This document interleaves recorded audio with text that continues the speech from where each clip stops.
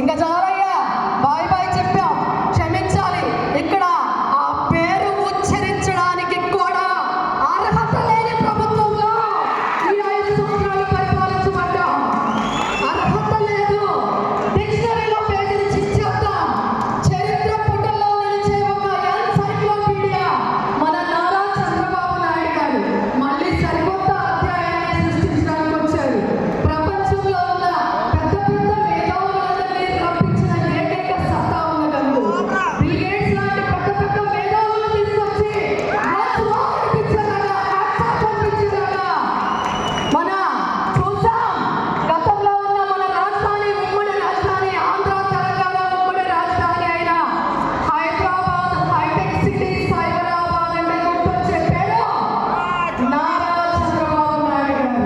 అదండి, అలా ఉన్నాయి కానీ ఊరికే చెమ్మచెక్కలాగా వచ్చాము, కొట్టుకున్నాము, మీటింగ్లు చెప్పాము, 151 మంది ఆలీబాబా దొంగలాగా రాష్ట్రం మీద పడి దోచుకోవడం కాదు అభివృద్ధి అంటే.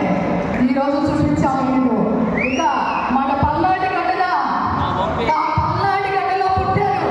నర్సరావుపేట ప్రాంతంలో విద్యాభ్యాసం కొనసాగించి పెమ్మసాని అనే నేను ఈరోజు తెనాలిలో ఒక బుర్రిపాలెం అనే చిన్న ప్రాంతంలో పుట్టి ఈ బుల్లోడు ఎక్కడికి ఎదిగాడు? పన్నాపురం స్థాయి నుంచి ఇంటికి వెళ్ళి మన రుచిని అక్కడ చూపించారు. చూపించి నిద్రపోయాడా?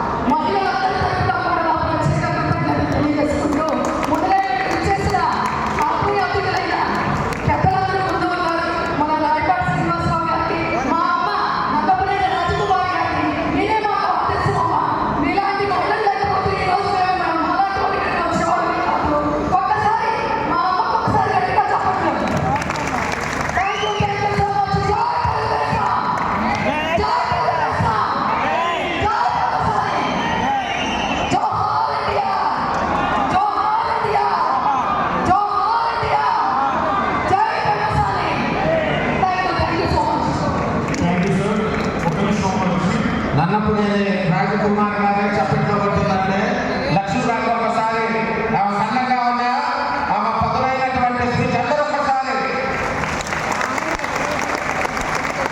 చంద్రశేఖర్ గారు వాళ్ళిద్దరూ ఒకే మున్సిపల్ స్కూల్లో చదువుకున్నారు. ఆమె తెలుగు పండితులు. సార్ కొంచెం